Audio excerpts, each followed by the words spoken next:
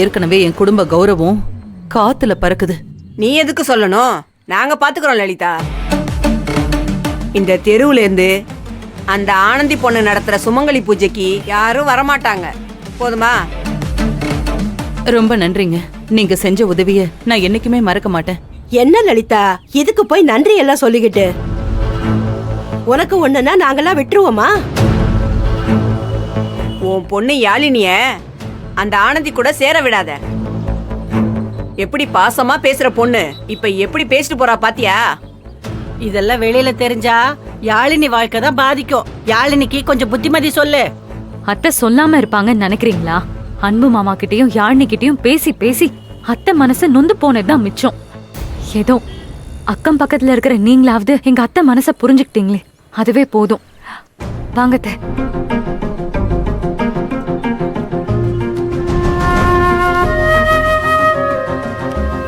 பாரு. சரி.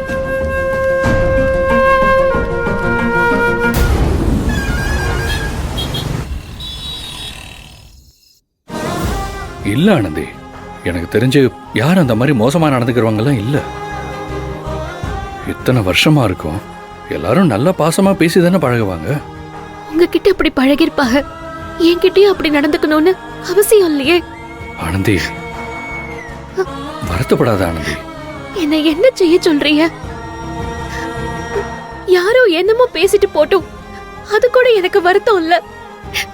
நாளைக்கு பூஜை பண்ண முடியாம தடங்கல் ஆகுதே, அதுவே உள்ளுக்குள்ள ஒரு மாதிரியா இருக்குது. ஆனந்தி, காரணம் இல்லாம எந்த காரியமும் நடக்காதுன்னு நான் நம்புறேன்.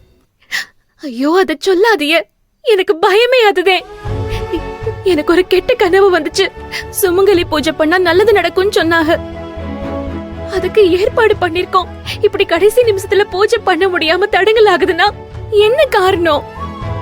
வரப்போற ஆபத்து தடுக்க முடியாதுன்னு தானே அர்த்தம். ஆனந்தி, உன் பயம் பதட்டம் அதெல்லாம் எனக்கு புரியுது. ஆனா நாளைக்கு பூஜை நடக்காதுங்கிற முடிவுக்கு இப்பவே நாம வந்துட முடியாதுல்ல. நாளைக்கு வரைக்கும் டைம் இருக்கு. ஏங்க, இப்ப மணி என்ன ஆகுது? நாளைக்கு பூஜைக்கு யாரு போய் கூப்பிடுறது? எப்ப கூப்பிடுறது?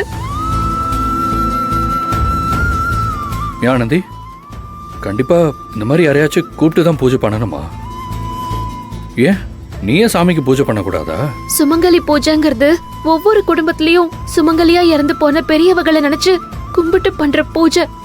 நம்ம வீட்டு பூஜைக்கு வர சுமங்கலிகளோட உருவத்துல நம்ம குடும்பத்து மூத்த வகை எல்லாரும் வருவாங்கன்னு நினைச்சதே அவங்களுக்கு பூஜை பண்றோம். அதுக்கு யாரையுமே கூப்பிடாம எப்படிங்க பூஜை பண்றது? அவங்க ஆசீர்வாதம் தாலி பாக்கியத்தை கொடுக்கும். சரி, வேற யாரை கூப்பிடுறதுன்னு யோசிப்போம். யாரையாச்சும் கூப்பிடணும்னு நினைச்சாலே எனக்கு பதட்டமா இருக்குது. ஆனந்தி, எல்லாரும் ஒரே மாதிரி இருக்க மாட்டாங்க. முதல்ல இங்க நடந்ததே எனக்கு சரியா படல. சரியா படலன்னா புரியல. இல்ல, யாராச்சும் ஒருத்தர் ரெண்டு பேர் வரலன்னு சொன்னா கூட ஓகே. ஆனா இங்க ஒட்டு மொத்தமா எல்லாருமே வர முடியாதுன்னு பேசி வச்ச மாதிரி சொல்றாங்கன்னா ஏதோ தப்பா இருக்கிற மாதிரி தெரியல. எல்லா தப்பும் என்கிட்டதே இருக்கு. யாரு குறை சொல்லி நொந்துக்கிறதுன்னு தெரியல. சரி சரி விடு, இந்த பிரச்சனையை அப்புறமா பாத்துக்கலாம். முதல்ல நடக்க வேண்டியதை பத்தி யோசிப்போம். என்ன யோசிச்சாலும் எனக்கு ஒண்ணுமே தோணல. சரி, நான் யோசிச்சுட்டேன். 11 பேர் வந்தே ஆகணும்னு சட்டமா என்ன? எத்தனை பேருங்கிறது நம்ம இஷ்டம் தானே. ஆமா. அப்புறம் என்ன, பேசாம நம்ம ஜெயந்தி, கோகிலா, வாணி இவங்க எல்லாரும் கூப்பிட்டு பூஜை பண்ணா என்ன? ஆமாங்க, கூப்பிடலாம். ஆனா வயசானவங்க ஆசீர்வாதம் பண்ணா நல்லதுன்னு சொன்னாங்கல்ல. ஆசீர்வாதம் பண்றதுக்கும் வயசுக்கும் என்ன சம்பந்தம் இருக்கு? நல்ல மனசோட யார் வேணாலும் ஆசீர்வாதம் பண்ணலாம். கோகிலா, வாணி, ஜெயந்தி எல்லாம் மனசார நாம நல்லா இருக்கணும்னு நினைக்கிறவங்க. நீ எதையாச்சும் யோசிச்சு குழப்பிக்காத. அவங்க 3 பேரையும் கூப்பிடலாம். சரிங்க, கூப்பிடலாம்.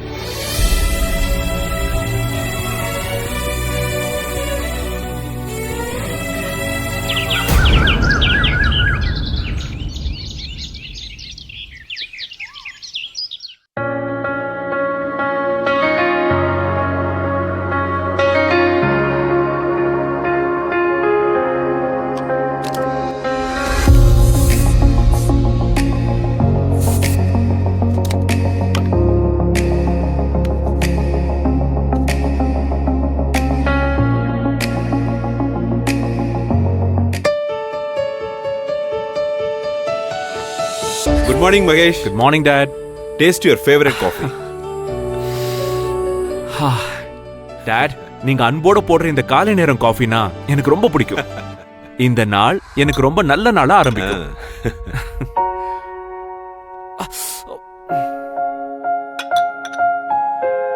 என்னாச்சு மகேஷ்?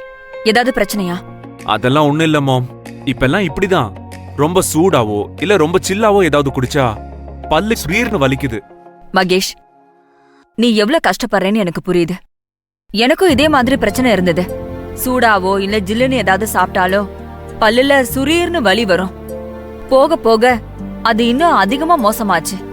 அப்பதான் டென்டிஸ்ட் கிட்ட போனப்போ இது பற்கூச்சம் அப்படின்னு சொன்னாங்க. பற்களோட வெளிப்பகுதியில தேஞ்சதுனால பல்லுக்குள்ள இருக்கிற நரம்புகள்லாம் பாதிக்கப்பட்டு இந்த வலி வருதுன்னு விளக்கமா சொன்னாரு. ஓ, அப்படியா மாம்?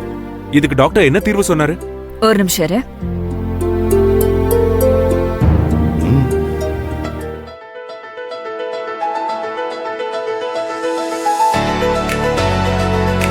டாக்டர் தினமும் சென்சோடைன் வச்சு பல் தேய்க்க சொன்னாரு.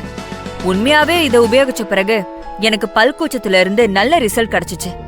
அதனால இனிமே நீயும் தினமும் சென்சோடைன் பயன்படுத்து. உன்னோட பல் கூச்சம் சரியாக இந்த வழி கண்டிப்பா உதவும். இந்தா. ஓகே மாம், இனிமே இதையே தினமும் பயன்படுத்துறேன். அப்பாவோட காஃபி இல்லாம என் காலை நேரத்தை என்னால நினைச்சு கூட பார்க்க முடியாது.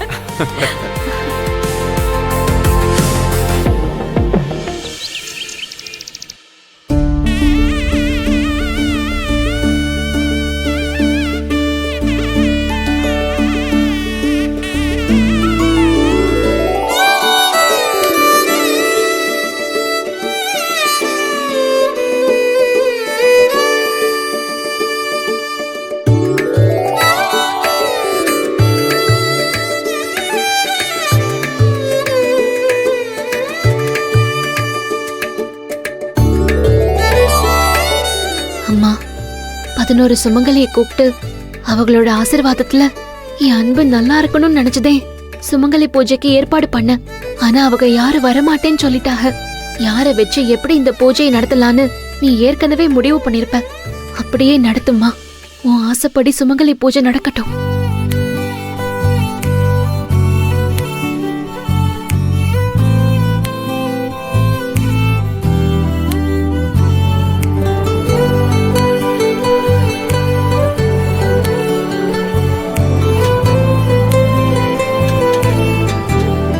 ஆனந்தி, நீ சொன்னதெல்லாம் கரெக்டா வச்சுட்டேன்.